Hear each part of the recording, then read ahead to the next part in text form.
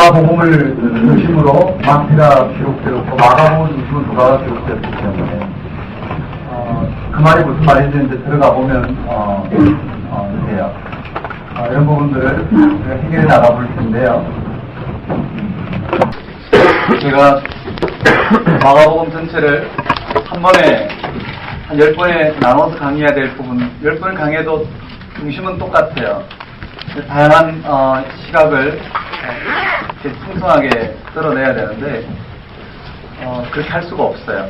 한 주제, 한 부분을 계속 나가기 때문에요. 좀 다음에 그 상태라 또 반복할 때 기본 골격은 같아요. 그 부분들을 충분히 인식하셔서 이것과 시험과 무슨 관계가 있나 하겠지만 너무나 명쾌하게 여러분 복음서는 준비할 수 있어요. 한번 보십시다. 어떻게 펼쳐진지 구조를, 이 내용을 다 익히셔야 돼요. 아마 머릿속에 지금 이렇게 생각하면 잘 외워지실 것 같아요. 제가 중국에서 지난주에 중국에 일주일 동안, 정확히 말하면 월, 화, 수, 목 만 4일이죠. 강의는 12시간 이상씩 했는데요. 그게 오늘 시험 본 걸 가져오지 않았는데 학생들 시험 본 걸 가져왔어요. 그게 이 마가복음 똑같이 강의해요. 이거보다 좀 더 시간이 많으니까 깊이 있게 하겠죠. 그리고는 마태, 마가, 마태, 누가를 설명하고 쓰라고 하면 다 외웠었어요. 그 4일 안에 다 해결을 해요. 그분들이 학력이 높고 그런 것도 아닌데요. 그래서 윤바이블은 중국 상황에 탁월하더라. 너무너무 잘 외워요. 그리고 워낙 갈급하니까 다양한 산만한 지식이 있는 게 아니니까 바로바로 흡수를 해서 앞에 나와서 발표를 하라고 하면요. 특히 자매들이 너무 발표를 잘해요. 한국에는 이 발표 문화가 잘 안 들어오는데요. 아주 탁월해요. 그런 부분에서. 그 잠재력이라고 해야 되나요? 발표를 시키면 기성정결을 딱 나눠서 핵심을 말하고 아주 할 말 안 할 말을 명확히 골라서 이렇게 너무나 잘해요. 아마 어릴 때부터 그런 교육을 받아서 그런 것 같아요. 창의성은 떨어질 수 있어도요. 이 전체 외우는 부분들은 집중해서 그날 외워서 그 다음날 시험 보고 또 저녁에 되면 또 그 전날 했던 거 누적해서 보고 또 계속 누적해서 봐요. 그리고 마지막 시험 때 되면 마지막 날 같은 경우는 과제를 내고 1시간 동안 전체 했던 부분들을 누적해서 다 쓰게 해요. 그럼 다 써요.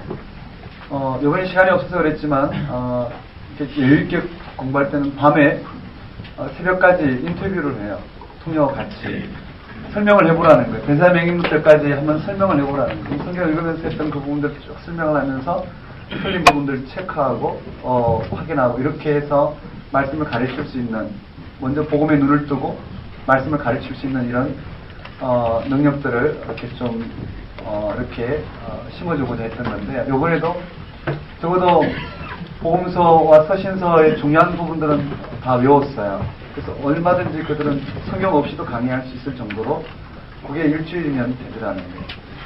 여러분도 지금 외우시면 가실 때 문 다 잠그십시오. 한 번씩 확인해서 외운 사람만, 못 외운 사람은 기도 네. 지금 외우면 충분히 눈 감고 이렇게 한번 생각해보면 따라갈 수 있어요. 생소한 게 아니기 때문에요. 그리고 무슨 말씀하시는지를 좀 따라갈 수 있으면 좋겠다 싶어요. 자, 한번 보십시다. 여기에요. 12제자 부르셨어요. 12제자 부르신 사건에 만일에 여러분들이 예수의 친척과 바알스가 참된 생명, 참된 친척, 이 네 본문이 제가 여긴 크게 쓰고 작게 써서 그렇지 그냥 본문 나열식으로 되어 있단 말이에요. 요것만 읽고 예수님 친척을 보고 예수는 미쳤다. 나는 그러지 말아야지. 뭐 이렇게 생각하는 사람은 큐티는 그러면 안 된단 말이에요. 그러니까 큐티의 장점이자 단점을 극복할 수 있는 건 성경이 무슨 말을 하는지, 즉 예수 그리스도가, 하나님께서 예수 그리스도를 통해 이 땅 가운데 하나님 나라를 어떻게 열었는지 여기에 대한 분명한 고백이 있어야 되고요. 그 시각, 그 고백을 가지고 말씀을 들어가야 돼요. 왜냐하면 예수님은 예수님의 십자가의 죽음과 부활 생명을 담보로 당신은 하나님 나라 일들을 드러내고 계시기 때문에. 예를 들어서 예수님이 이와 같이 권세 있는 교훈을 하고 귀신을 쫓아냈던 이와 같은 것이 하나님 나라로 생각하고 여기에 머물러 버리면 어떻게 될까요? 우리가 메시아가 되어버리는 거예요. 맞죠? 우린 메시아가 아니고 예수님이 하신 일들을 증거하는 증인이란 말이에요. 그 일을 드러내는 거예요. 맞죠? 우리가 가난한 자를 돕지만 가난한 자를 돕는 자체가 선은 아니에요. 병 고치는 그 일이 그 자체가 선은 아니에요. 우리가 선이 될 수 없어요. 하나님이 우리가 하는 일을 통해서 당신 일을 드러내야지 그게 선이 된단 말이에요. 우리가 행하는 그 가난한 자를 돕는 그 사건을 통해서 하나님은 그 가난한 자를 돕는 그 사건을 통해서 그를 참으로 부활 생명 가운데 인도해야지 그것이 선이 된단 말이에요. 그런데 우리가 그걸 돕는 것을 통해서 선이라고 생각하면 우리는 율법 가운데 자기 의를 실현하는 거란 말이에요. 그 말은 내가 예배를 드리는 예배 자체가 선이 될 수 없어요. 예배 가운데 정말 부활하신 주님의 영적 세계 다스림, 그 참된 생명 가운데 우리가 온전한 믿음으로 의롭다 하신 그 하나님의 그 영적 세계에 우리가 온전히 나아갈 수 있어야지 그것이 예배가 될 거란 말이에요. 무슨 말인지 이해되시죠? 그 행위 자체가 예배가 될 수 없어요. 그 말은요, 한번 봐봐요. 가난한 자를 내가 도왔단 말이에요.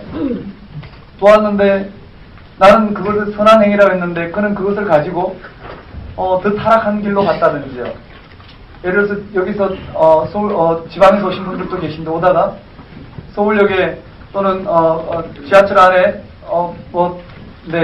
좀 도와달라고 요청하는 분들을 도왔단 말이에요. 평소에 100원짜리 돕다가 오늘은 10,000원짜리를 도왔어요. 근데 그분이 그걸 가지고 뭘 할지 어떻게 알겠어요? 우리에게는 그런 구원론적 지평이 열려있지 않아요. 우리는 내가 행하는 이 행위가 그 사람을 어떻게 할지가 우리에겐 열려있지 않아요. 우리는 메시아가 아니란 말이에요. 주님은 그것을 알 수 있으셨지만 당신은 구원주시기 때문에 예수님을 통해서 우리가 어떻게 될 것인가 주님을 통해서 우리가 담보되기 때문에 그가 구원받았다, 넌 구원받았다, 네 믿음이 너를 구원하였다 선포할 수 있지만 우리는 그럴 수 없단 말이에요. 우리는 다만 주님의 사역을 드러내는 하나의 도구에 불과하다는 거예요. 선한 분은 오직 하나님 한 분이시기 때문에 우리가 이 땅 가운데 어떠한 일을 하더라도 어떠한 예배의 형식과 이 신앙의 형식, 우리가 어떠한 윤리적 도덕적 삶을 산다 하더라도 그 자체가 선이 될 수 없어요. 선은 오직 예수 그리스도의 십자가의 죽음과 부활 사건을 통해서 믿음으로 의롭다 인쳐주시는 하나님만이 우리를 선하게 인도하실 수 있다는 거예요. 맞죠?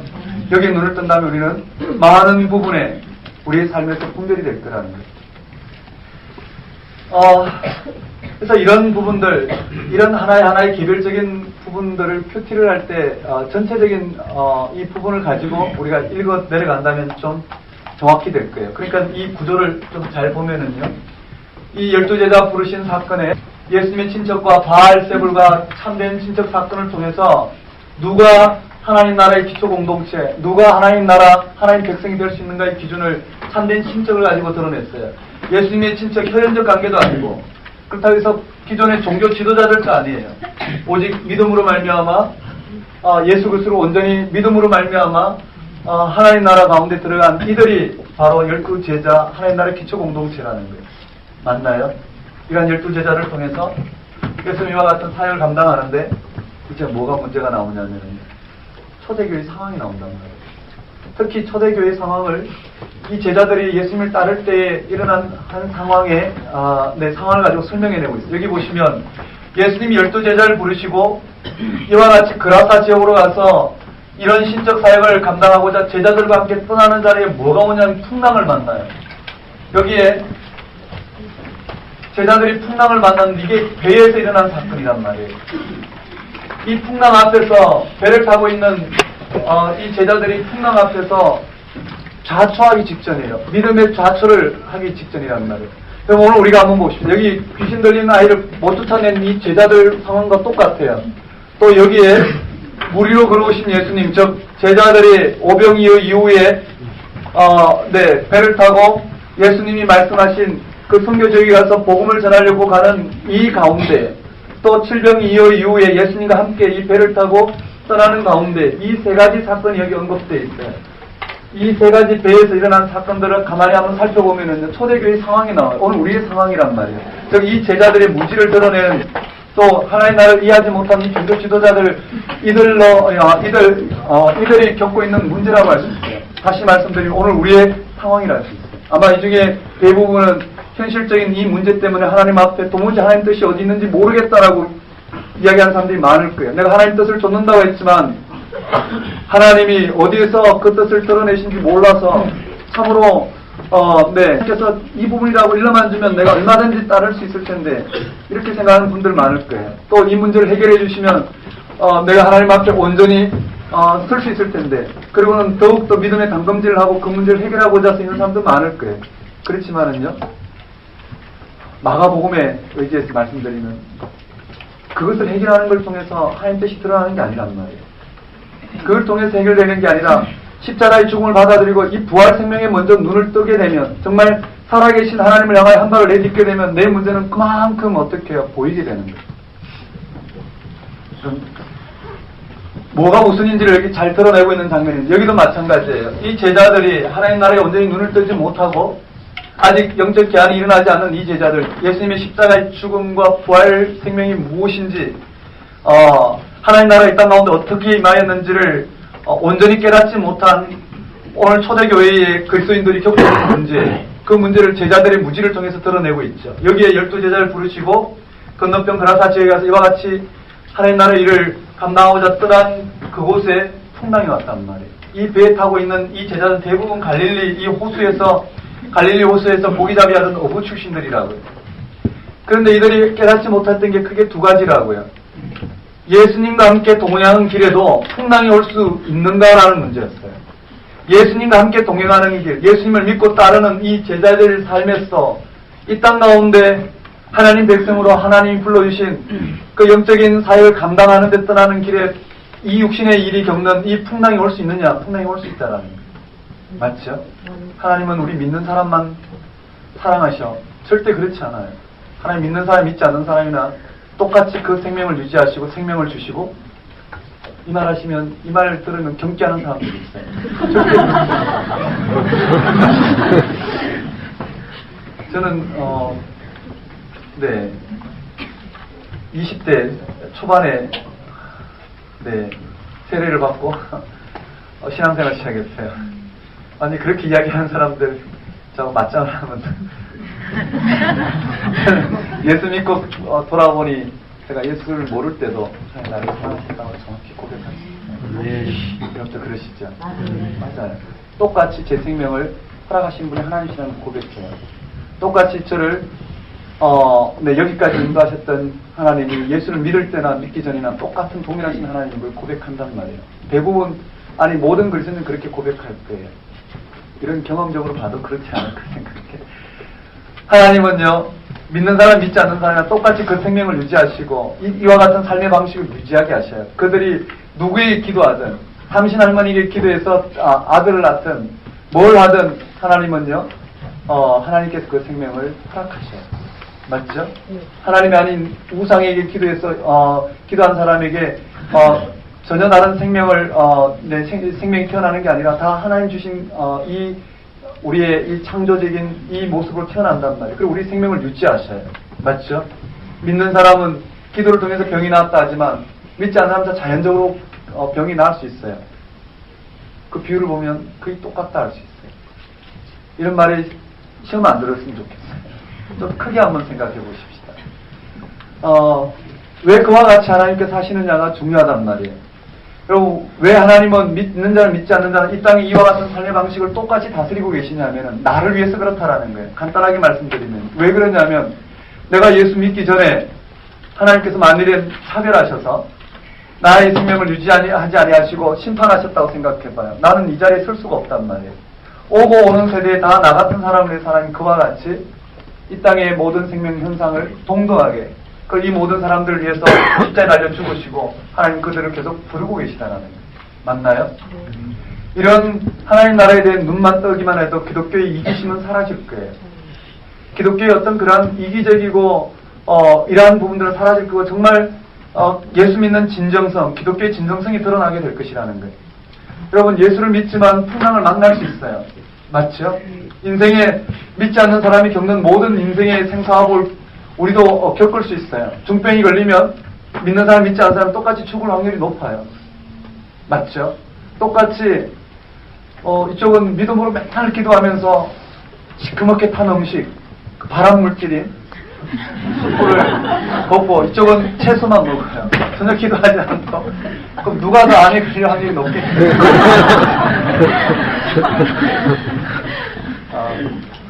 네, 제가 이렇게 말씀드리는 오해하지 않았으면 좋겠어요. 저도 하나님 저만 제일 사랑한다고 생각하고 살아가요. 우리 모두는 그렇게 생각해요. 하나님 제 문제만큼 반드시 해결하실 거라고 믿고 살아간단 말이에요. 그것은 어쩔 수 없는 우리의 하나님 앞에서 연약함 때문에 고백하는 거지만은요. 하지만 그 연약함이 이기심은 아니라는 거예요. 맞죠? 절대적인 하나님 사랑을 바라보고 살아가는 내 삶의 고백이지 그것이 곧 나만 사랑하고 저 사람 미워해야 된다는 말이 아니라는 거예요. 이런 관점에서 생각해 봤을 때요. 초대교회는 예수를 믿고 예수님과 함께 동행한 길에 풍랑을 만날 수 있다는 이 사실을 몰랐어요. 이 세상 문제 생사화복에 예수님만 믿고 따르면 다 해결될 거라고 생각했던 이 차원이 이미 하나님께서 하나님 다스림을 통해서 영적으로 이미 우리 가운데 이 땅에 어떠한 문제를 겪더라도 이미 하나님은 그 어떠한 문제에도 불구하고 이 부활 생명이 너무나 확실하기 때문에 너무나 우리에게 온전하기 때문에요. 이 아픔에도 불구하고 이 아픔 가운데 우리는 이 생명의 현상을 온전히 드러내지 못해서 여전히 우리 고통 가운데 있지만 그러나 이 예수님을 통해 주어진 이 생명 현상이 너무나도 확실하기 때문에 우리는 아픔 가운데도 기뻐하면서 그 자리에 설 수 있다는 거예요. 맞죠? 예전에 교회에서 아주 가슴 아픈 일들이 있었어요. 너무나 잘 믿는 여집사님 어쩔 수 없이 이혼을 하게 됐어요. 폭력 행하는 남편 때문에. 그리고 밖에 일을 해야 되죠. 생계 때문에요. 그리고 교회에서 얼마나 주일날 봉사를 열심히 했는지 몰라요. 근데 불이 났어요. 자녀가 셋이었는데 셋이 다 타 죽었다는 거예요. 하나는 새까맣게 탔고 반쯤 탔고 내가 질식에서 죽은 이 세 시신을 봤을 때 이건 무슨 이야기가 나올까요? 이해할 수 없단 말이에요. 그렇지만은요. 우리가 이 부활 생명의 눈을 뜨게 되면 우리 이 땅에 겪는 이 아픔과 고통이 가시진 않지만 여전히 해결되지 않는 이 속에 미스테리로 남아있고 신비한 부분으로 남아서 하나님께서 예수님이 오시면 그 신비를 드러내기를 간절히 바라고 있지만 그러나 살아계신 하나님이 우리의 생명을 주관하시고 이 땅에 겪는 이 죽음의 권살에 놓여있는 이 삶의 생사화복을 다스리시는 이 모든 하나님이 우리에게 궁극적인 이 모든 생명의 회복의 현상 온전한 하나님 앞에서 우리의 이 모든 아픔조차도 회복시켜줄 그 예수 그리스도의 부활 생명을 통해서 주어진 하나님의 그 온전한 약속이 너무나도 확실하다면 이런 아픔에도 불구하고요. 그 생명 가운데 그래서 여전히 우리는 하나님의 생명을 하나님 다스림을 직접적으로 드러내는 삶을 살게 될 것이라는 거예요. 그건 맞죠? 우리는 이 진리를 다 드러낼 만큼 우리는 그렇게 영적으로 껴있지 못하고 분명한 것은 예수님을 통해서 이 땅 가운데 하나님 나라가 시작되었고 그게 완성이 되었다라는 것. 그리고 우리는 그 현실을 가지고 살아간다라는 것. 이 죽음의 현실이 아니라 그 생명의 현실을 가지고 우리는 살아간다라는 것. 어떠한 고통에도 불구하고 그 고통은 이 세상이 주는 것이고 하나님은 그 고통 너머의 완전한 완전한 것을 회복시켜 놓은 그 회복을 가지고 우리는 소망하며 살아간단 말이에요. 더 확실할수록 우리는 그런 문제에 넘어설 수 있겠죠. 이 땅에 살아가는데 풍랑이 우리 가운데 올 수 있단 말이에요. 우리 삶을 돌아보면 그렇다라는 거예요. 그렇지만요, 이 제자들이 깨닫지 못했던 것은 내 삶에 풍랑이 올 수 있다는 걸 깨닫지 못했기 때문에 느닷없이 닥친 질병, 느닷없이 닥친 파산, 느닷없이 닥친 관계 깨어짐, 인간관계의 문제 이런 문제를 통해서 우리는 심각한 가슴앓이를 하고 고통스러워 하나님 어디 계시냐고 하지만 그것은 이 땅에서 우리가 아무리 예수를 믿어도 우리가 겪을 수밖에 없는 문제라는 거예요. 그렇지만 예수를 믿지 않는 사람은 그게 걸려 넘어지지만 우리에게는 이 모든 것을 이겨내신 너무나도 온전한 이 생명이 있기 때문에 여기에 부딪히지 않고 이런 것에 내 삶을 반응하고 이 삶을 통해서 내가 상처를 받아서 대항하거나 아니면 이 삶이 부러워서 또는 이 삶이 내게 내가 극복해야 될 어떤 이 세상 악의 방식으로 대응하는 게 아니라 전혀 다른 생명의 방식으로 생명을 드러내는 그 속에 주님을 통해서 우리 가운데 임한 생명을 드러내는 방식으로 우리는 극복해 가도록 맞죠? 주님의 길이 우리에게 주어졌다는 그 길을 실제로 살아가 본 사람은 한 발이라도 들여놓은 사람은 그것이 무엇인지를 우리는 우리 삶 속에서 확인할 수 있다는 하나님 나라는 살아계신 하나님을 향하여 한 발을 들여놓는다면 그만큼 우리 삶 속에서 현실적으로 드러나게 됩니다. 들여놓지 않고 아무리 우리가 믿음으로 고백한다 하더라도 아무 일도 일어나지 않는 것과 같다 할 수 있겠지. 어쨌든 여기에 그런 초대교회 고백이 담겨 있다는 걸 좀 드러내봤는데요. 제자들은요, 갈릴리 호수 출신 제자들은 예수님과 함께 가던 이 갈릴리 호수에 갑자기 부는 돌풍, 그게 저지대였기 때문에, 그리고 산들이 많았기 때문에 늘 풍랑이 있는데도 제자들은 이 풍랑이 온다라는 걸 생각하지 못하고 이 풍랑이 자초되었어요. 그러면 이 풍랑이 두려운 거예요. 두렵다는 말 이해되시죠? 생사하고 주관하시는 하나님이신데 가난이 두렵고요. 우리의 정말 파산이 두렵고 인간관계가 두려운 거예요. 거기에 두렵기 때문에 우리는 거기에 두려움에 맞서게 되는 거예요. 두려움이기 때문에 그 두려움을 가지고 맞서게 되는 거예요. 이 제자들은 그와 같이 풍랑 가운데 풍랑이 온다는 것을 깨닫지 못했다라는 것. 그것이 제자들의 첫 번째 실수였고요. 두 번째 제자들이 깨닫지 못했던 것은 그 풍랑이 오는 그 배 안에 주님이 함께 계시다는 것. 그 예수님이 누구신지를 깨닫지 못했어요. 그래서 예수님께서 성난 파도와 풍랑을 잠잠케 하셨을 때 제자들은 그때 예수님을 다시 알아봐요. 저가 도대체 누구이시길래 바람과 파도도 잠잠하게 하시는고, 예수님에 대해서 다시 눈을 뜨게 되는 거예요. 여러분, 우리가 그래요. 우리의 삶 속에 정말 풍랑이 온다 하더라도 그 풍랑에 두려워 맞서는 게 아니라 우리의 주인 되신, 우리를 다스리신 그 하나님이 이 모든 풍랑에도 불구하고 오늘 우리를 완성시켜 주신 그 하나님이 우리를 다스리는 방식으로 나를 내어드리고 그 하나님의 생명에 붙들려 살아가는 것. 그것이 우리에게 주어진 삶이라는 거예요. 악을 욕을 당하시되 욕으로 갚지 아니하시고 당신 십자가에 달려 죽은 부활 생명으로 오늘 우리에게 임하신 것처럼 오늘 우리에게 그렇게 불러주셨다라는 거예요. 맞죠? 좀 가난하지만요. 가난하지만 그 가난 가운데서 가난이 불편한 게 아니라 전혀 다른 생명으로 우리가 드러낼 수 있어요. 즉, 이 세상은 가난과 부를 가지고 우리 삶이 불편하고 가난은 우리의 생명을 앗아갈 정도로 우리를 위협하는 요소 정도로 생각하고 우리가 이 세상에 살아가는 많은 생명의 기회를 잃어버릴 거라고 생각하지만은요, 하나님은 전혀 아닌 다른 관점으로 우리의 문제를 열어주셨어요. 여기에 눈을 뜬다는 것은 참으로 중요한 것 같아요. 이와 같이 제자들이 예수님에서 눈을 뜨는 계기가 된 사건이 좀 시간이 갔는데요. 여기도 마찬가지. 오병이어 이후에 무리로 예수님 걸어오실 때요, 이 제자들이 예수님을 알아보지 못했어요. 그들 문제 가운데 하나님이 함께 하시는, 오늘 우리 이 땅의 궁극적인 문제 가운데 함께 하시는 그 예수님을 알아보지 못했어요.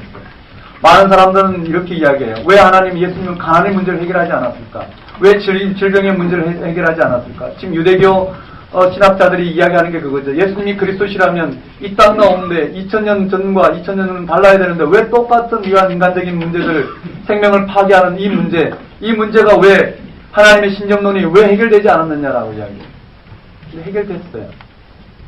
하나님 우리를 정확히 통찰하시고 해결해 놓으셨단 말이에요. 여러분, 여기에 모든 가난의 문제를 해결했다고 해서 오늘 우리가 먹고 살 만큼 이 지구에 지난번에도 말씀드렸듯이 10배 이상의 식량을 매년 하나님께서 풍요롭게 하신다 하더라도 그게 굶어 죽는 사람이 나올 거예요. 맞죠? 원래 창조 질서 속에는 모든 생명이 먹고 살 만한 풍성한 부분들을 허락하셨어요. 모든 인류가 숨을 쉴 공기를 허락하셨고요. 마실 물을 허락하셨고 그 토양을 허락하셨고 다 했는데 인간의 탐욕으로 끊임없이 어떻게 해요? 생명을 파괴하는 일들이 일어난단 말이에요. 아무리 GDP를 높여놓고 해결한다 하더라도 내 문제에 아무리 하나님께서 이 경제적인 문제를 해결했다 해서 내가 하나님 다스림 가운데 가는 게 아니기 때문에 맞죠? 결국은 뭘까요? 죄의 문제란 말이에요. 인간의 죄의 문제를 주님께서는 해결해 놓으셨다. 궁극적인 문제를 해결하셨기 때문에 거기에 구원이 발생한다는 걸 우리가 알고 있어요. 자, 그 다음에 칠병이어를 통해서요. 마찬가지 칠병이어 이후에 배를 타고 사역을 떠나는 가운데 제자들이 떡을 가져오기를 잊었어요. 양식이 떨어졌죠. 수건수건한 이들에게 예수님은 하나이신 떡이신 양식의 떡이신 예수님께서 이들을 꾸짖는 장면이에요. 아직도 깨닫지 못하느냐 꾸짖는 장면을 통해서 하나님 나라가 예수님을 통해서 어떻게 이 땅 가운데 임하였는지 아직도 깨닫지 못하느냐 이것을 드러내요. 자, 그리고는요, 여기 한번 보실까요? 여기부터 가볼까요? 제가 구조 설명하는 것, 이 시간에 꼭 기억하셔야 돼요. 외우셔야 되고요. 자, 여기에 씨 뿌리는 비유가 등장해요. 사장은 비유가 등장하는 한번 따를까? 씨 뿌리는 비유. 씨 뿌리는 비유. 씨 뿌리는 비유가 등장해요. 여기 씨를 뿌린다고 그랬어요. 씨 뿌리는데 어디에 뿌리나요? 한번 볼까요? 한번 따라해 볼까요? 길가, 흙이 얇게 들린 돌밭, 네, 그 다음 가시덤불, 그 다음 좋은 땅 옥토에 뿌려지죠. 이게 무엇이냐면은요, 초대교회의 제자들이, 그리스도인들이 복음을 전하지만은요, 복음을 전하지만 어떤 현상이 벌어졌느냐면은, 복음을 전했는데 길가에 떨어진 밭, 즉 이들처럼요, 예수님을 죽이고자 하는 이들, 금방 어떻게 길가에 떨어지자 그 복음을 그 까마귀들이 와서 새들이 와서 쪼아 먹어버리고 예수님을 배반하는 이와 같은 현상들이 일어나더라는 거예요. 그러니까 어떻게 초대교회에 이 씨앗이 뿌려 전도를 하더라도 하나님 나라 능력이 없어서가 아니라 자연스러운 이 땅 가운데 현상이라는 거예요. 그 다음에 돌밭은 뭔가요? 흙이 얇게 들린 돌밭이에요. 베드로와 같은, 여기 제자들이 눈을 뜨지 못했죠. 그는 그리스도인이라는 고백했지만 금방 환난과 핍박이 오자 부인하고 돌아서는 이 제자들을 언급하고 있고, 가시덤불 부자 청년 이야기처럼요. 그가 영생에 대한 관심은 있지만 결국은 어떻게 해요? 재물에 대한 탐심을 통해서 그는 결국은 하나님 나라에 대한 영생이 이러한 재물을 통해서 상실해버리는 이와 같은 걸 드러내고 있죠.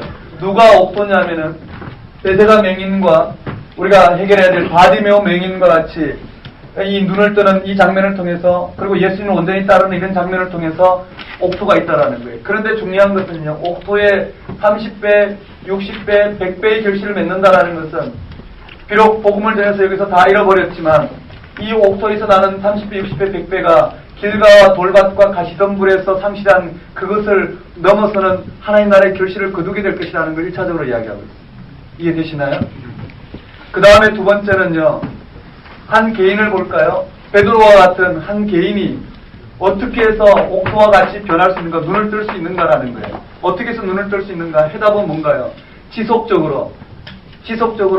첫 번째는 지속적으로 복음의 씨앗을 뿌리면 이런 것보다 하나님 나라의 결실이 더 클 거라는 것과요. 두 번째는요, 한 개인의 한 공동체가 이와 같은 길가와 같은 이들이 어떻게 옥토와 같이 길가와 같은 공동체가, 돌밭과 같은 공동체, 가시덤불 같은 공동체가 어떻게 옥토와 같이 30배, 60배, 100배의 결실을 맺을 수 있을까? 그것은요, 방금 이야기한 것처럼 베세다 맹인이 눈을 뜬 것처럼 예수님의 신적 사역을 통해서 예수님이 누구신지 이 십자가의 죽음과 부활 생명을 지속적으로 듣고 그 세계 가운데 임하신 하나님 나라를 경험하고 그 하나님 다스림 가운데로 온전히 나와왔을 때 비로소 그는 어떻게 옥토와 같이 30배, 60배, 100배의 결실을 맺는 하나님 나라의 백성이 될 것이다라는 거예요. 이 씨 뿌린 자 비유를 통해 들려주고, 그 다음에 한번 따라해볼까요? 등불 비유를 통해 들려줘요.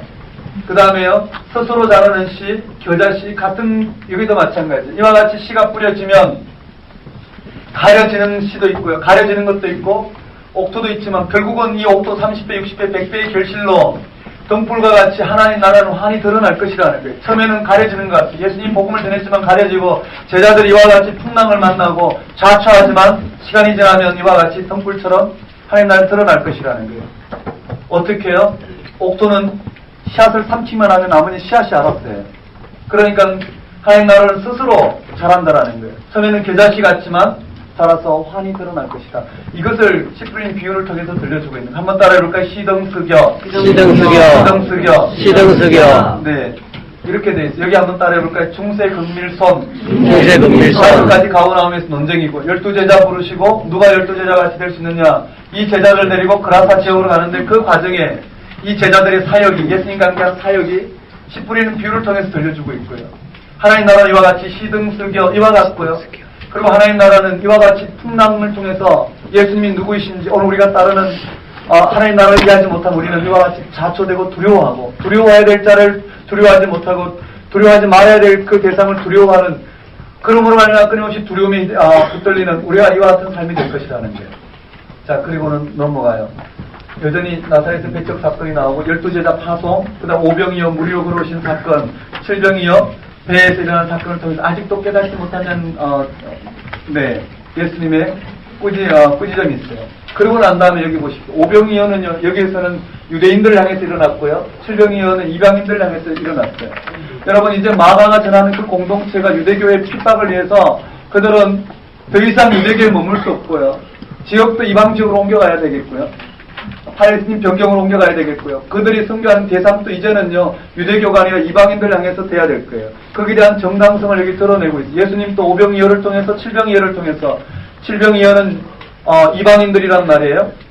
이 관점에서 이 제자들에게 영적인 하나님 나라에 대한 온전한 가르침이 주어져야 돼요. 다시 말씀드리면요, 하나님 나라, 예수님을 통해서 임한 하나님 나라에 있어서 누가 정결하고 누가 부정하냐, 즉 유대교에 있어서의 정결과 부정의 기준을 새롭게 하나님께서 드러내신 장면이 여기에요. 여기 보시면 장로들의 유전이 나와요. 한번 따라해볼까요? 장로들의 유전. 장로들의 유전.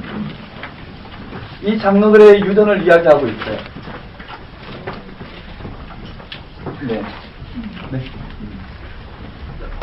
여기서 참된 정결의 문제, 정결 규례, 참된 정결의 문제를 언급하고 있단 말이에요. 여러분 여기에 이 문제가 발생했어요. 제자들이 결례를 행하는 행위를 하지 않았어요. 그래서 그들의 전통인 율법을 들어서 제자들이 결례를 행하지 않았다. 네, 정결케 하는 규례를 행하지 않았다라는 이 부분 때문에 문제가 생겼어요. 그러자 예수님은 이 문제를 통해서 뭐라고 말씀하시냐면은 참으로 정결한 것은 율법을 지키느냐 지키느냐가 아니라 예수를 믿음으로 말미암아, 당신을 믿음으로 말미암아 예수 그리스도를 믿느냐 믿지 않느냐에 달려있다라는 거예요. 이해되시죠? 예수를 믿지 않느냐 믿느냐에 따라서 정결 규례가 달려있어요. 이건 맞는데요? 맞아요. 그런데 우리는요, 지금도 형식을 정해놓고 선을 그어놓고, 그쵸? 예수를 믿고 선을 그어놔요. 주일 성수를 하느냐, 11조 헌금을 드리느냐, 봉사를 하느냐, 또는 기도를 얼마만큼 하느냐를 정해놓고요.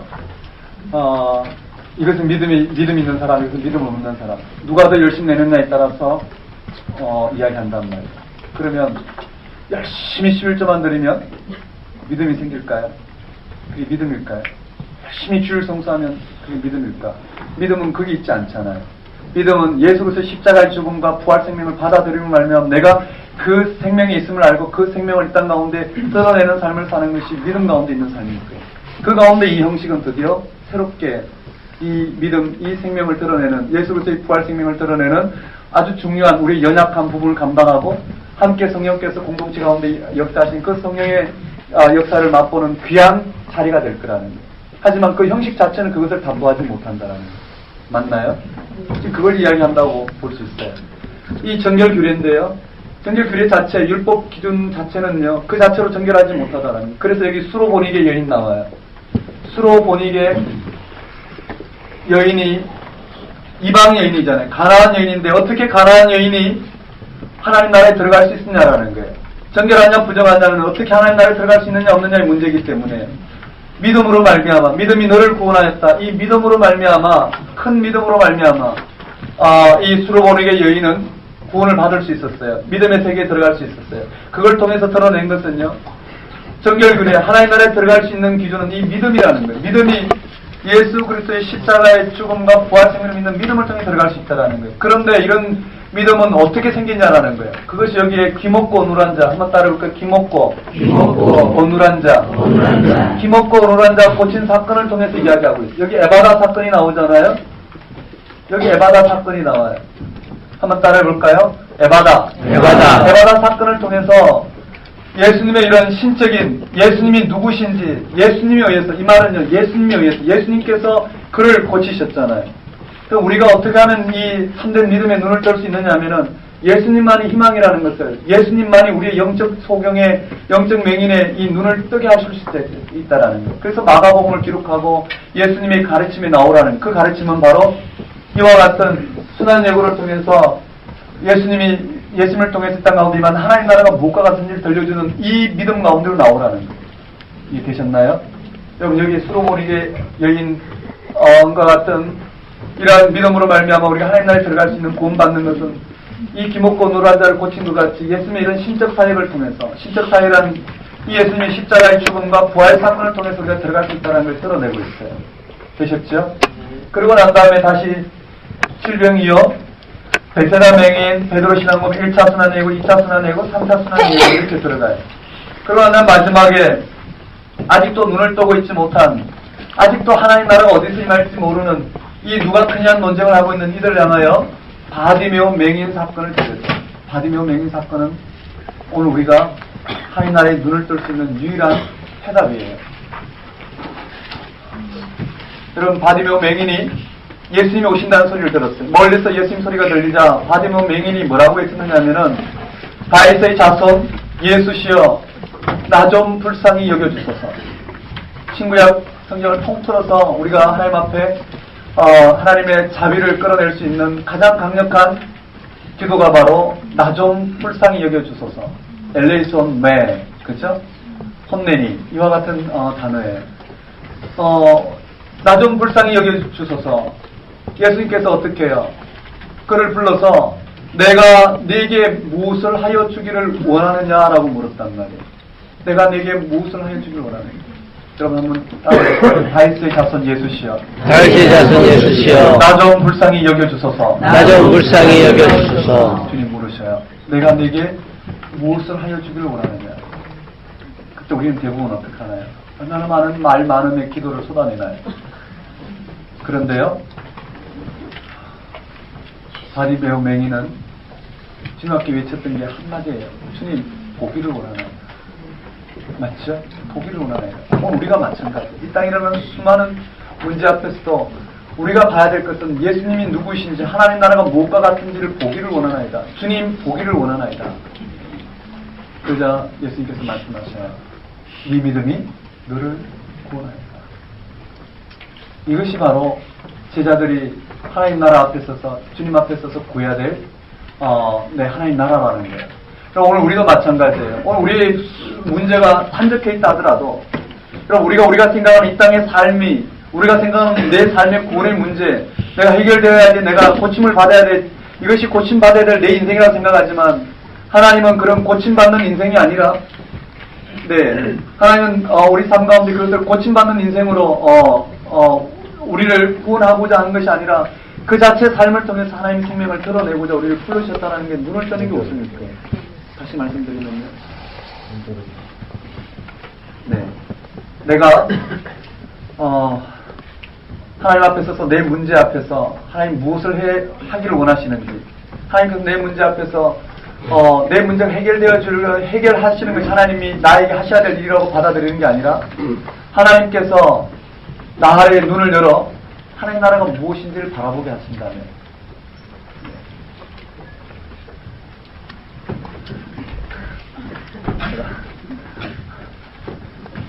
움직이셔서 제가 시선을 잃었어요.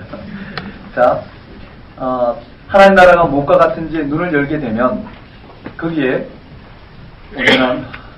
오늘 우리 구원의 지평이 열릴 것이라는 거. 맞나요? 여러분 한번 다시 여쭤보십시다. 다윗의 자손 예수시여. 다윗의 자손 예수시여. 나 좀 불쌍히 여겨주소서. 나 좀 불쌍히 여겨주소서. 주님 물으셔요. 내가 내게 무엇을 하여 주기를 원하느냐. 내가 내게 무엇을 하기를 원하느냐. 여러분 이 시간 한번 외쳐보셔요. 각자 속으로. 주님이 여러분 인생에 무엇을 만져주면 여러분의 문제가 해결되고 주님의 온전히 나을 수 있을까요? 여러분 하나예요. 주님 보기를 원하는. 주님 제 눈 좀 열어주셨어요. 하나님 나라가 무엇과 같은지, 살아계신 하나님, 그분이 내 삶을 어떻게 인도하시는지 눈 좀 열어주세요. 그러면 내 문제는 해결돼요. 내 문제가 해결됨으로 주님을 따르는 게 아니라, 주님 내 눈만 열어주시면 나는 내 어떤 문제도 불구하고 하나님이 어떻게 내 삶에 개입하고 계시고 나를 끌어가시는지 알게 되기 때문에 나눌 수 있을 거예요. 그렇게 고백되시나요? 맞아요. 제자도는 여기서 펼쳐지는 것 같아요. 자기를 부인하고 자기 십자가를 진다는 게 무엇인지 우리가 이 말씀을 떠나서 생각할 수 없어요. 바디메오 맹인처럼 주님 앞에 주님만이 예수님이 누구신지 눈을 뜨는 것만이 우리에게는요, 온전한 하나님 나라가 일어날 것이고 내 삶이 하나님 원하시는 삶으로 살아가게 될 것이라는. 되셨습니까? 자, 여기까지. 이제 다 했어요. 여기까지 했는데요. 이 흐름을 통해서 들어가는 건데요. 어떻게 공부해야 될지 비유와 이적과 또는 특수자료와 이런 것들은 다음 시간에 할 거예요. 그것이 중요한 게 아니라 공부 순서를 잘 기억하셔요. 먼저 본문과 문맥적 의미를 정확히 파악하는 거예요. 아셨어요? 어디에 뭐 나오는지 마가복음을 정확히 파악하는 게 제가 공부하는 순서대로 공부하시면 돼요. 일부러 그렇게 더 효과적으로 할 수 있지만 이렇게 설명하면서 여러분들이 공부하기 편하기 위해서 하고 있어요. 되셨죠? 한번 봅시다. 머릿속에 한 번씩 점검해봐요. 큰 우리 틀은 여기에 12제자를 부르셨죠. 맞나요? 여기 하나님 나라가 무엇인지를 열어내고 12제자를 부르시고 12제자를 파송하는 이와 같은 장면이 펼쳐졌더라. 큰 두 가지의 사건을 잡고요. 한번 보십시다. 베세다 맹인 사건을 가지 않더라도 앞에부터 보면요. 예수 그리스도 하나님의 아들 예수 그리스도의 복음의 시작이라. 예수가 하나님 아들 되시고 그리스도 되신, 예수는 하나님 아들이시고 그리스도 되신데 그가 우리에게 복된 소식을 드리는데 그게 무엇이냐라는 거예요. 그걸 향해서 출발하는데요. 세례요한의 사역이 나와요. 맞죠? 세례요한은 이와 같은 하나님 나라를 열어낸 중요한 모델이 돼요. 거기에 세례 받으시고 시험 받으신 예수님은 이제 새 이스라엘로 등장하신 분이셔요. 그분이 하나님 나라를 열어내요. 율법과 성전 제도를 통해서 열어내는 게 아니라 예수님의 이 십자가의 죽음과 부활 생명을 담보로 믿음으로 하나님 나라를 열어내요. 때가 찼고 하나님 나라에 가까웠으니 회개하라 복음을 믿으라. 맞죠? 그리고 네 제자를 부르심을 통해서 이 땅 가운데 하나님 나라가 어떻게 세워지는지를 들려주고 있어요.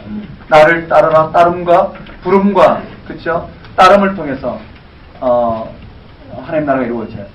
그리고 난 다음에 그 예수님이 갈릴리 가버나움에서 당신 권세 있는 교훈과 축기 사역과 그 다음 병 고침과 나병 고친 사건을 통해서 율법을 넘어서고 성전 제도를 넘어서는 예수님을 드러내죠. 그 예수님이 이 땅 가운데 임하셨죠. 그리고 종교 지도자들에게 당신을 계시하셨어요. 그런데 그들은 예수님을 어떻게 죽일까? 십자가의 못박을 국림하려는 거예요. 그 이유가 무엇일까? 제자들처럼 이들이 자신의 이와 같은 이 땅 가운데 임한 그 하나님 나라를 자신들이 원하는, 자신들이 꿈꾸는 그 그리스도가 아니기 때문에 하나님이 이 예수님을 통해 드러내시고자 하는 그 일들을 바라볼 수가 없는데 오늘 우리도 마찬가지죠. 한번 따라해볼까요? 중세금밀손, 궁병자, 세리레이, 금식, 진리사, 목마른 자, 이 사건을 통해서 드러내요. 근데 이런 것이요, 마태복음은 흩어져서 다른 의미를 드러내요.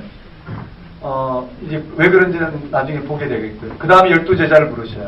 한번 따라해볼까요? 12제자. 12제자를 부르시고 간 곳이 그라사 지역인데 그 가운데 무슨 사건이 있느냐 하면은 예수님의 친척들, 그 다음에 종교 지도자들 예수님 바알세불이라 있고 그들이 하나님 나라 백성이 되는 게 아니라 이제는 새로운 질서, 즉 하나님의 뜻대로 아버지의 뜻대로 행하는 자, 즉 예수 그리스도를 믿음으로 말하면 이 하나님 나라의 이 예수님의 이 선포 사역을 통해서 이루어지는 그것이 바로 12제자 같은 믿음의 공동체가 된다라는 거예요. 그들이 그라사 지역으로 갔어요. 그 가운데 그 가운데 씨 뿌린 자 비유를 통해서 하나님 나라를 이 땅 가운데 선포하는 가운데 그 하나님 나라가 이 땅 가운데 세워지는 현상들을 이야기하고 있어요. 씨 뿌리는 자, 시등, 스겨, 풍 해서 풍랑 사건까지. 그 다음에 그라사 귀신 들린 자를 쫓아내고 고치고 야이로의 딸과 혈루증 여인을 고친 사건. 하지만 여전히 하나님 나라와 같이 배척당하는 것이 정상이라는 거예요. 그리고 12제자 파송하는 가운데 세례요한 사건이 들어가고요.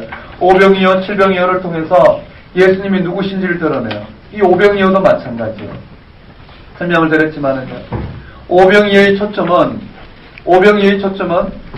우리는 이 기적을 이런 기적들을 보면은 어떻게 이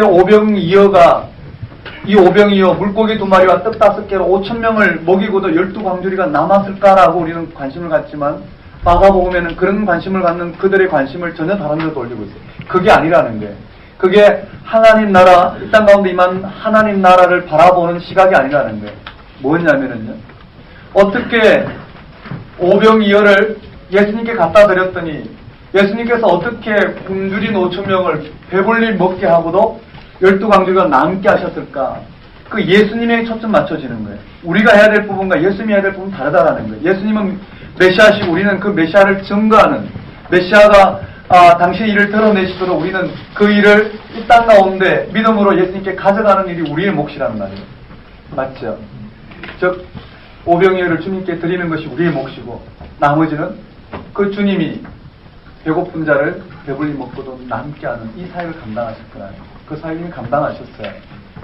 이미 십자가의 죽음과 부활 사건을 통해서 이 땅에 모든 문제를 해결해 놓으셨다는 거예요. 그 문제 앞에 우리는 우리의 문제를 가져가기만 하면 주님은 그 문제를 드러내시고 우리를 불러주신다는 거예요. 심지어 죽기 직전에 임종 직전에 환자에게도 어떻게 생명에게도 복음을 전하면 그의 죽음조차도 어떻게 해요.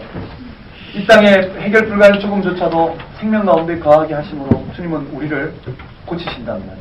이와 같은 사역이 드러났어요. 그 가운데 장로들의 유전 전결교리가 들어가 수로보리의 김옥은 자, 김옥고 노란 자 에바다 사건을 통해서 참된 정결이 무엇인지를 드러내므로 주님의 사역은 이방인까지도 믿음은 유대인이나 이방인이나 관계없이 믿느냐 믿지 않느냐의 이 차이로 하나님 나라 백성이냐 아니냐지 이 땅의 율법적 규례가 아니라는 거예요. 그러면서 베세다 맹인 사건 이후에 베드로 신앙 고백 순환 예고, 2차 순환 예고, 3차 순환 예고, 그리고 이 제자들의 무지가 변화사 사건과 귀신 들린 아이, 제자들의 무지가 이혼과 어린아이 교훈과 부자청년 이 보상 문제, 또 제자들의 무지가 누가 크냐는 논쟁으로 어떻게 이 무지에서 눈을 뜰 수 있느냐 하디 내용맹같이 그가 예수님에게 눈을 뜨니까 예수님을 통해서 그가 눈을 뜨니까 2차 기한이 일어나니까 그 말이에요. 눈을 뜨니까 모든 것을 버려두고 주님을 온전히 따랐더라. 그게 해답이란 말이에요. 우리 눈이 열리면 따를 수 있지. 내 문제가 해결되는 것을 따르는 게 아니라는 거예요. 맞습니까? 자, 그리고요. 11장에 가면 11장, 12장, 13장, 14, 15장은요. 마태, 마가, 누가를 비교하면서 별도로 볼 거예요. 그렇지만 이 장면에 간단히 보면 여기는요. 예루살렘 입성을 해요. 한번 따라해볼까? 예루살렘. 여기 예루살렘 입성하는 장면이 들어와요. 그리고는요, 무슨 사건이 있느냐면 여기에 무화과나무, 한번 따라해볼까? 무화과나무 저주하신 사건이 있고요. 저주하신 사건 이후에 성전 정화 사건이 있고, 성전 정화 사건 이후에 무화과나무 저주 사건을 통해서 마른 사건이 나와요. 즉 이것이 이렇게 구조가 되어 있어요.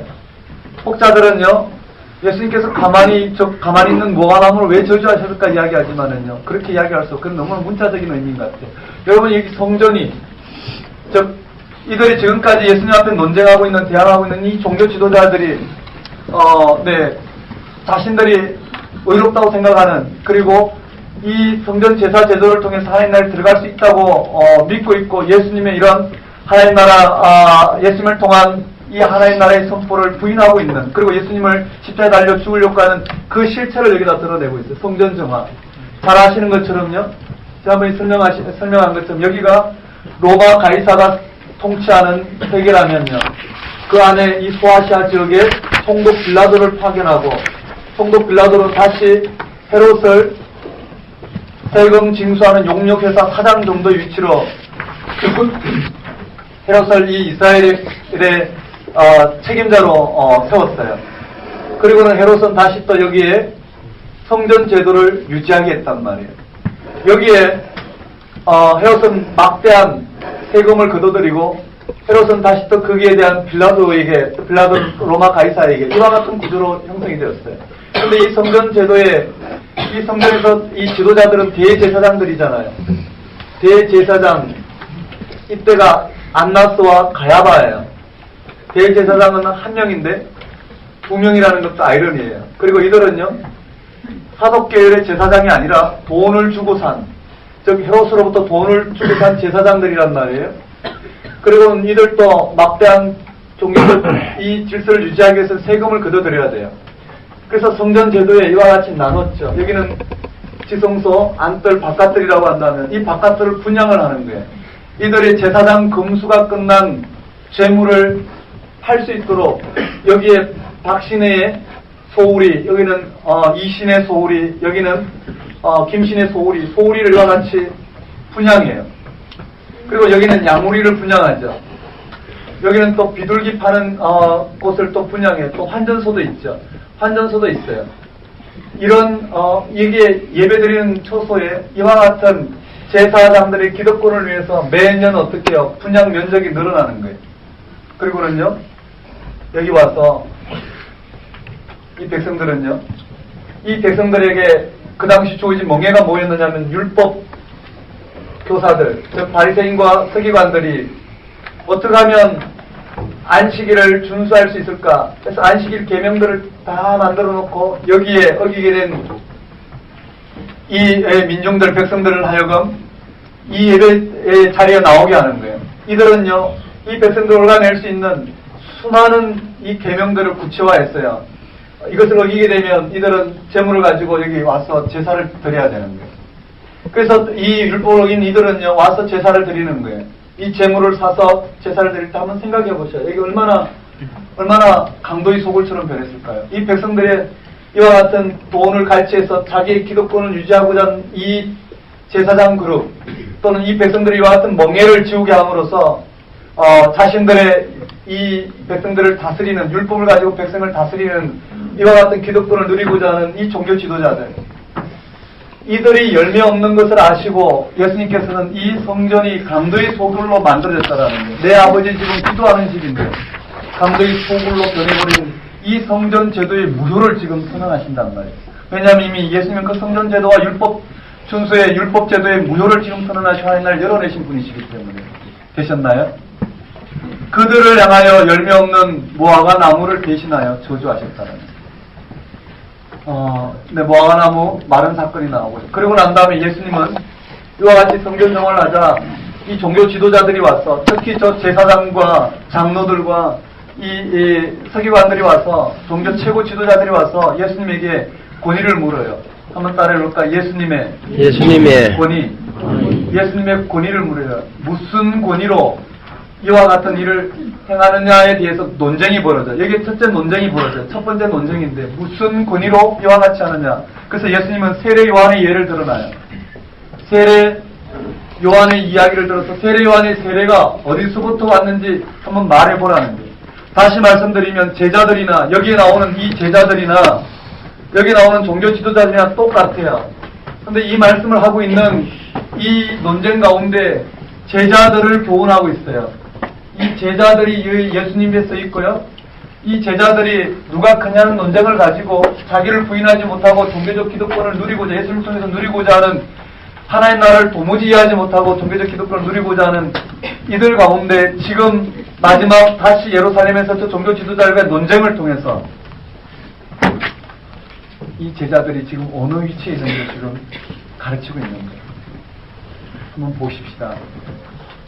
이러한 타락한 종교 지도자들과의 논쟁을 통해 세례 요한의 세례를 통해서 무슨 권위로, 그렇다면 무슨 권위로 이와 같이 성전 제도의 무효를 선언하고 율법 제도의 무효를 선언하고 당신의 가르침과 당신을 하나님 아들로 믿는 것을 통해서 하나님에 들어갈 수 있다고 하느냐라는 묻는 질문에 예수님은 그들의 속셈을 너무나 잘 알고요. 세례 요한의 이야기를 들었어요. 세례 요한의 세례가 누구로부터 왔느냐? 하나님부터 왔느냐? 아니면 임의로 자기가 임의로 세례를 줬느냐? 거기에 결론은요, 이들은 정치적으로 모른다고 그랬어요. 왜냐하면 이들에게는 하나님 나라가, 하나님 뜻이 중요한 게 아니라 하나님께서 이 그리스도를 통해서 이 땅 가운데 무엇을 드러내느냐가 중요한 게 아니라, 아무리 주님 그렇게 가르쳐도요, 그들은 부인하고 자신의 기독교를 유지하는 편에서 하나님 나라를 받아들이고 있단 말이에요. 누구처럼요? 제자들처럼. 되셨나요? 이게 오늘 우리의 영적인 실체이고, 우리가 예수님에 대해서 하나님이 예수님을 통해서 드러내신 그리스도의 사역에 얼마나 눈을 뜨고 있을까요? 이 세상 방식 우리는 완전히 설득당했어요. 하나님 나라도 이 세상 방식으로 주어져야 된다고 생각하고 있어요. 많은 부분이 어떻게 하든 이 세상 방식으로는 어쨌든 하나님 나라를 열어내면 되지 하고 우리는 많은 세상적인 방식을 가지고 열어내지만 하나님 나라는 결코 그렇게 오지 않았어요. 또 앞으로 오지 않을 거고요. 우리 눈에는 그것이 하나님 나라를 마치 여는 것처럼 비춰질 수 있어도 결과적으로는 그렇지 않을 거예요. 수많은 군중들이 예수님의 오병이어 사건을 통해서 그를 따랐지만 무리들은 한순간에 다 사라졌어요. 그런 것처럼요, 진정으로 예수님을 따른다는 게 무엇인지 눈을 뜨기 위해서는 하나님이 그리스도를 통해 땅 가운데 드러내신 그 하나님 나라의 신적 사역, 그 십자가의 죽음과 부활 생명에 눈을 뜨지 않으면 우리는 하나님 나라가 무엇과 같은지 분별할 수 없을 거예요. 여러분 그렇게 믿어지시죠? 맞아요. 그게 그렇게 쉬운 문제가 아니에요. 쉬운데 쉬운 문제가 아닌 것은 너무나 우리는 하나님 나라에 대한 표상, 예수 그리스도가 나의 구원주에 대한 표상이 제자들과 같이 너무나 이 땅에 우리를 못 박지 못하고 우리가 원하는 구원의 세계가 있기 때문에 너무나 힘겨운 영적 싸움이 벌어지고 있는 거예요. 자, 이렇게 됐어요. 세례 요한의 예를 들어 설명해요. 그리고 예수님께서는요, 여기에 포도원 농부 비유를 하고 있어요. 한번 따라해볼까요? 포도원, 농부 비유. 지금 제자들이나 종교 타락한 종교 지도자들이나 모두가 다 포도원 농부와 같다라는 거예요. 자, 포도원 주인이 나와요. 포도원 주인이 포도원을 만들었어요. 그리고 농부에게 맡겼거든요. 그리고 일정한 시간이 지나자 소출을 거두기 위해서 주인이 종을 보내요. 농부는 그 종을 때리고 돌려보내요. 또 종을 보냈는데요. 때려보내고 그러다가 어떻게 그 종을 죽였단 말이에요. 세례 요한을 이야기하죠. 이번에는 이 주인이 당신이 아들을 보냈는데 농부들이 생각하기에 이 아들을 죽이면 이 주인의 포도원이 우리의 것이 되지 않겠느냐고 그래요. 그러나 아들을 죽이지만 그 아들을 죽인 그곳에 그 아들을 모퉁이 돌 삼아 이들을 심판하고 온전한 하나님의 소유가 전혀 예기치 않은 방법으로 이 3일 만에 살아난 이 하나님 아들 하나님의 계획을 통해서 이 땅과 하나님 나라가 세워질 것이라는 걸 보여준다는 말이에요. 되셨나요? 그 말은 이 성전 제도가 아니라 전혀 다른 방식으로 하나님께서 당신의 나라를 열어내셨다는 말이에요. 이게 여기에 나오는 논쟁 구조가 되죠. 그 다음 두 번째 논쟁은요. 이들이 와서 이와 같은 구도 속에서 예수님이 이와 같은 성전 제도의 무효와 이와 같은 구조의 무효를 선언했을 때 그들이 예수님에게 들고 나온 것은요. 세금 문제를 한번 따라해볼까요? 세금 문제. 세금 문제. 제가 좀 빨리 나가야 되겠군요. 오늘 마태 누가까지 들어야 되는데.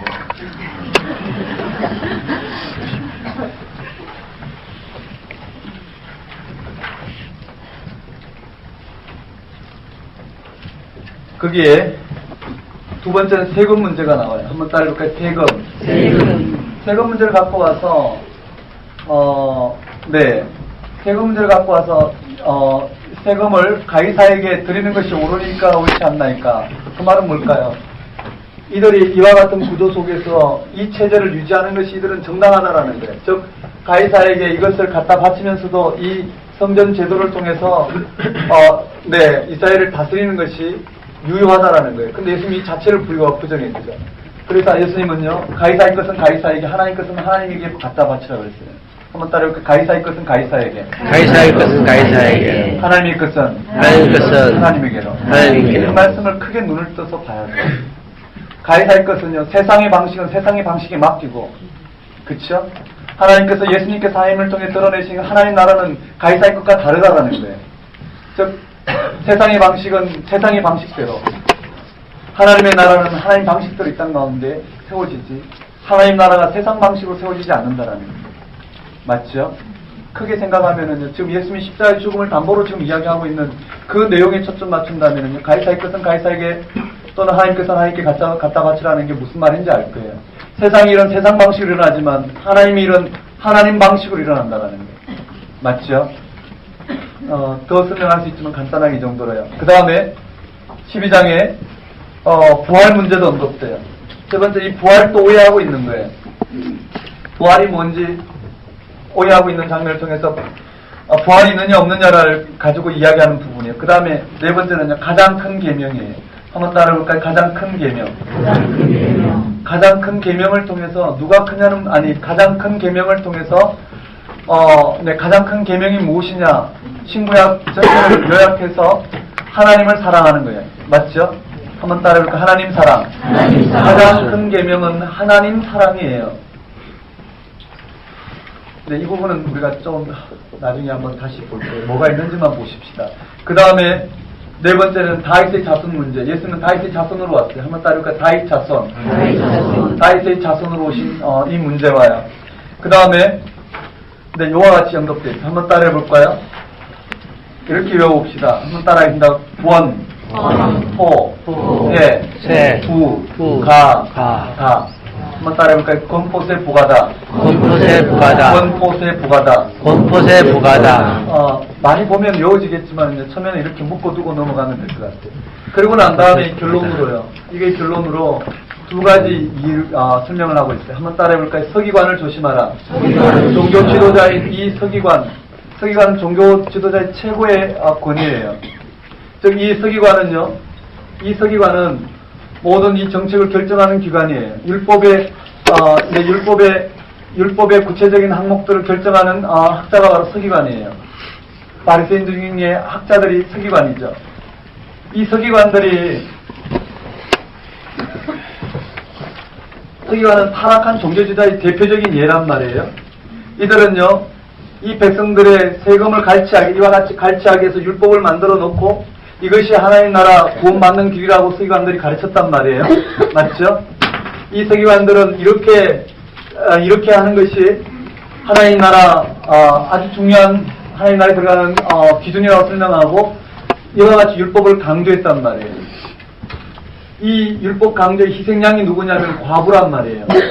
타락한 종교 제도의 희생양이 과부가 두렙돈, 전 재산을 드렸다고요. 과부의 전 재산을 하나님 나라, 살아계신 하나님 앞에 드렸단 말이에요. 이 사건을 통해서 뭘 이야기하고자 하냐면은, 이 제자들은요, 예수님이 이 타락한 종교 지도자들을 몰아내고, 거기에 예수님께서, 이 타락한 종교지를 몰아내고 대제사장으로서 또 유대의 정치적 왕으로서 다스려 주기를 원했는데, 예수님께서는 이 타락한 종교 지도자들에 의해서 정치적으로 심판당해 죽을 거라고 예언하니 제자들은 받아들일 수 없습니다. 그런데요, 예수님은 이 서기관의 비유, 타락한 종교 지도자들의 희생양으로 과부의 이야기를 들면서 예수님 당신을 어디다 비유하고 있느냐면 이 과부의 전재산에 비유하고 있단 말이에요. 이해되시나요? 당신이 십자가에 달려 죽으시는 사건은 이와 같이 타락한 종교 제도 속에 살아계신 하나님을 전심으로 믿고 자기의 전 삶을, 전 재산을 드리는 과부와 같은 지금 삶이 바로 예수님이요, 바로 제자들이 살아가야 될 삶이라는 거예요.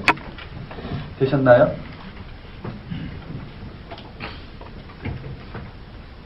잘 이해하셔서 대답을 안 하시는 거죠? 받아들이기 힘들어서 제 몫은 아닌 것 같아요. 여러분, 최대한 무슨 말씀을 하는지 의도를 드러내고 여러분이 성경을 읽으시면서 구체적으로 다시 한번 빚어져야 되지 않을까 싶습니다. 자, 이렇게 됐어요. 자, 이렇게 되고요. 여기에는요, 논쟁이죠. 한번 따라해볼까요? 곰포세 부가다. 곰포세 부가다. 서과. 이렇게 해서 논쟁이 일단락되었어요. 타락한 종교 지도자들과 예수님과의 논쟁은 결국은 이와 같이 과부의 희생처럼 희생으로 끝날 거라는 거예요. 제자들도 그와 같이 끝날 거라는 거예요. 하지만 보셔요. 13장에 보면은 아주 자세히 다뤄야 되겠지만 다음 시간에 다룰 거예요. 여기 한번 따를까요? 종말설교. 여기 한번 따라해봅시다. 예루살렘 입성에다가요, 여기에는요, 논쟁. 항상 이 구도로 되어 있어요. 여기는 종말설교. 종말설교예요. 여기에 핵심은 그거예요. 초대교회가 심각한 영적인 현상에, 핍박 가운데 놓였어요. 초대교회는요, 이 당시가 언제 당시였느냐면 성전이 멸망했을 당시예요. 예루살렘 성전이 멸망했단 말이에요. 왜 멸망했느냐면은 유대의 열심 당원들이 독립전쟁을 펼쳤어요. 독립전쟁을 펼쳤다가 오히려 로마에서 완전히 성전까지 멸망당하게 됐다고요. 그 성전 멸망 책임을 유대교는 누구에게 돌렸냐면 기독교에게 돌렸어요. 왜냐하면 기독교인들은 그 유대교의 독립전쟁에 참여하지 않았거든요. 왜 참여하지 않으면 이 당시에 가르쳐준 예수님 말씀을 통해서 이미 성전은 무너질 것이고, 무너졌을 때 수많은 거짓 선자를 나타나서 너희들 때문에 성전이 무너졌다고 너희를 핍박할 것이다, 이와 같은 예언을 했기 때문에 그 예언을 지금 들려주고 있는 거예요. 초대교회는요, 여기에 엄청난 환란, 성전 멸망이 일어나고요. 한번 따라해볼까요? 성전 멸망을 이때는 예고했고 실제로 일어났어요. 성전 멸망하면 한번 따라해볼까요? 거짓 선지자들이 일어나서 수많은 거짓 가르침이 있을 거고요. 여기에 전쟁이 일어날 거고요. 전쟁과 핍박이 일어날 거고, 그리고 배교가 일어날 것이고, 다시 설교의 이 흐름이요. 다시 한번 따라해볼까요? 전쟁, 거짓 선지자. 이와 같은 거짓 선지자가 등장할 거라는 거. 이와 같은 세계가 벌어질 거라는 거. 여기에 가장 핵심 뭘까? 배교예요. 배교가 일어날 것이라는 거예요. 지금 초대교회는 지금 배교가 일어나고 있는 거예요. 무슨 말인가요? 배교라는 게 다른 말이 아니라 하나님 나라가, 예수님의 십자가의 죽음을 통해서 임한 하나님 나라가 그런 은폐된 방식으로 임한 것이 아니라 이 땅에 이 문제를 해결하는 방식으로 임하였다고 생각하고, 이 문제를 해결하기 위해서 예수 그리스도 십자가의 이 죽음, 예수가 그리스도 대신 이 하나님의 놀라운 하나님 다스림을 버리고 이 세상 가운데 하나님 다스림을 경험하고자 뛰쳐나간 사람들이에요. 자, 이 배교가 일어나요. 그런데요, 이것이 일어나면, 이러한 현상들이 일어나면, 바로 종말이 가까웠다는 거. 주님께서 이 땅에 임할 재림의 시기가 가까웠다는 걸 알아라는 거예요. 한번 따라해볼까요? 재림. 주님의 재림이 임박하였다라는 거예요. 언제든지 이런 상황이 있으면, 문만 열고 들어오면, 주님 문만 열고 들어오면, 바로 주님 이 땅 가운데 임하실 모든 상황이 다 이루어졌다는 걸 알아라는 거예요. 그러므로 한번 따라해볼까요? 깨어있으라. 깨어있으라. 초대교회가 여기서 들려주고자 하는 핵심은 이거예요. 깨어있는 거예요. 여러분, 깨어있는다는 말이 마가복음 전체의 주제일 수 있어요. 왜냐하면요, 이 깨어있는다는 말은 예수님의 이 순환 예고에 눈을 뜨고 있는 2차 개안이 일어난 것을 깨어있다라고 이야기할 수 있어요. 깨어있으라는 거예요. 다시 말씀드리면 지금 우리에게 주신 말씀으로 우리 들을 수 있어요. 우리에게는 거짓 선지자들이 일어났고요. 수많은 전쟁과 기근들이 일어나고요. 배교의 현상들이 일어나고 있단 말이에요. 하나님 나라를 오해하고 있고 진리를 버리고 가짜 진리 가운데 현혹당하고 그것이 하나님 나라로 드러내는 수많은 배교의 현상들이 일어나고 있어요.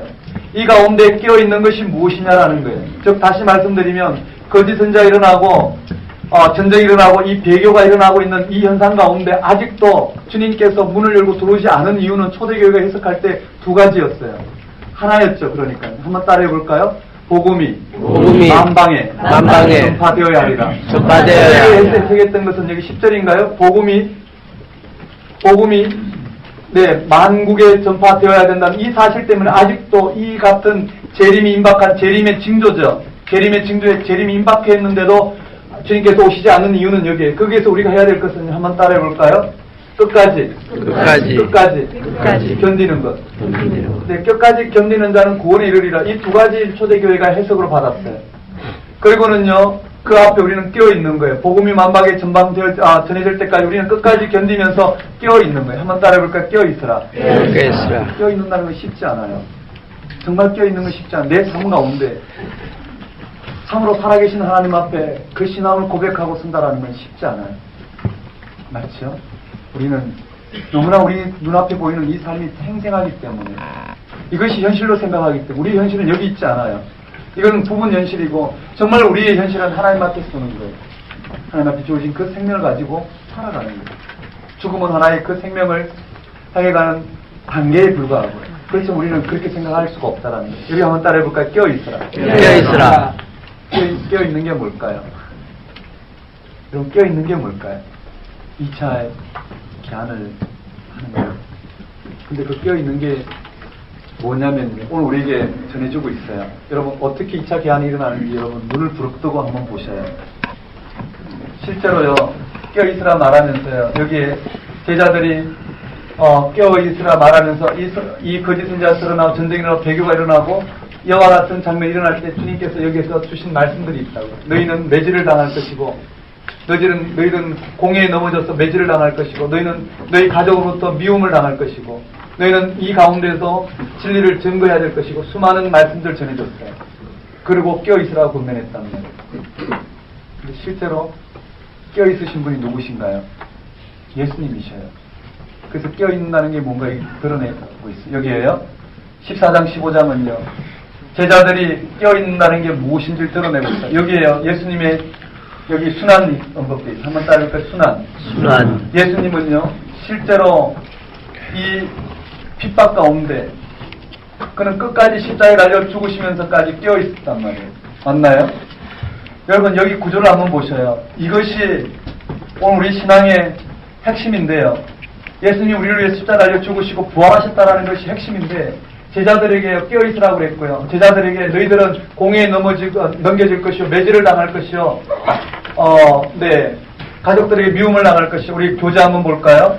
교재 몇 쪽이냐면 앞에 마가복음 바로 앞에 마태복음과 마가복음 사이에 있어요.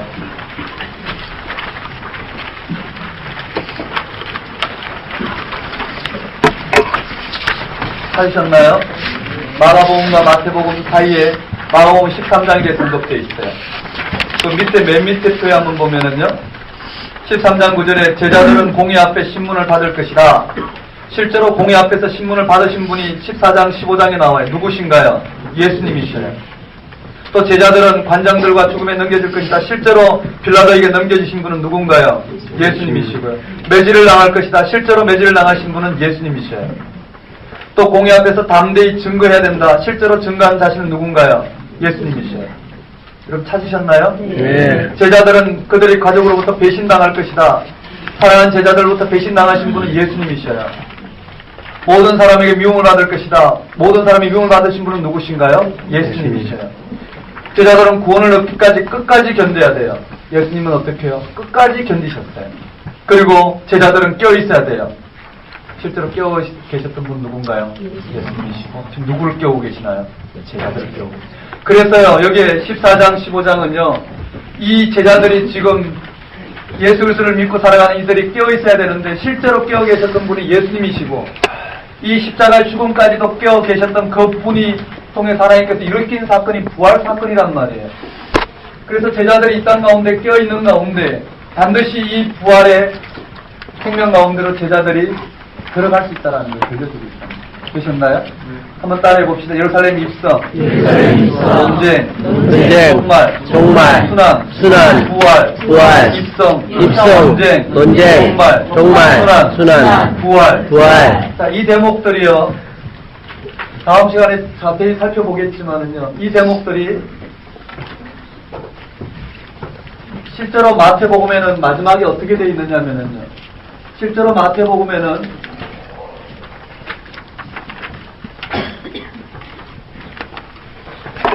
입성 장면이요. 마태복음에 여기는 11장이 입성 장면이 21장이에요.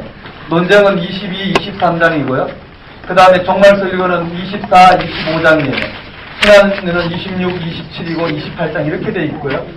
그 다음에 누가복음에서는요. 여기 19장이고 여기 20장, 21장, 22, 23, 24장이 되는 거예요. 되셨나요? 이게 다 똑같은 구조로 되어 있다라는 거예요. 그만큼 이 사건은 복음서 모든 복음서가 이 앞에 예수님은 누구신가를 드러내고 그 예수님은 하나님의 아들이시오 그리스도인 걸 드러내고 하나님은 그 그리스도 하나님의 아들이신 예수님이 하나님의 아들이신 그리스도신 그 그리스도를 통해서 무슨 일을 행하셨느냐라는 거예요. 그는 우리를 십자가에 달려 죽음으로 오늘 우리의 신앙이 어디 있느냐가 중요하다. 맞죠? 그런데 우리는요. 저 현상에 머물러서 마치 하나님 나라가 병고침 가운데 임하는 것처럼 하나님 나라가 내 문제를 해결하는 것이 믿음처럼 이렇게 이야기한다면 우리는요. 깨어있지 못하고 아직도 눈이 열리지 않은 1차 기한 가운데 살아가는 어린아이 신앙 같은 정말 세상으로부터 내침을 당하고 이리저리 휘둘리는 이와 같은 삶을 살아가고 있다는 맞죠? 그렇게 봤을 때 오늘날 교회 공동체는 오늘 우리 모든 그리스도인은 말씀 가운데 반드시 2차 기한이 일어나야 된다고. 십자가의 죽음과 부활 생명이 무엇인지 눈을 뜨는 것이 제자도이지 어떠한 훈련과 어떠한 우리 교회 공동체의 그런 훈련의 과정을 통해서 주님을 따른다고 하지만 따르는 게 아니에요. 그건 군인들도 따르고요. 또는 독재자들이 어떤 총칼에도 따를 수 있는 길이에요. 그렇게 우리를 부르시지 않았다고. 그런 것이 생명의 길이 아니란 말이에요. 우리 온전한 부활 생명의 눈을 떠야지만 주님을 따를 수 있다는 거예요. 맞죠? 우리는 훈련을 통해서 일정한 따름이 있을 수 있어요. 그것은 우리 인간의 모든 과정이 다 마찬가지예요. 그런데요. 그렇게 따른다는 것이 정말 주님을 따르는 것인지 한번 생각해봐요. 주님을 따르는 것은 그런 훈련 과정을 통해서 따르는 게 아니에요. 말씀을 통해서 정말 우리 가운데만 부활 생명의 눈을 뜨고 십자가의 길을 길이요 진리요 생명이신 주님 걸어가시는 그 길이 우리 가운데는 능력의 길이고 정말 진리의 길이 돼서 진리가 아닌 것을 좀 내려놓는 것. 무엇이 진리고 무엇이 복음이냐라는 것은 복음이 아닌 걸 좀 내려놔보면 알 수 있을 거예요. 우리 내려놓지 못해요. 못하는 이유는 여전히 주님을 믿는다 하지만 이 세상의 삶이 너무나 확실하기 때문에 못 내려놓기 때문에 우리는 한 걸음도 못 가는 삶을 살아가고 있다고. 여러분 되셨나요? 정리됐죠? 네, 그러면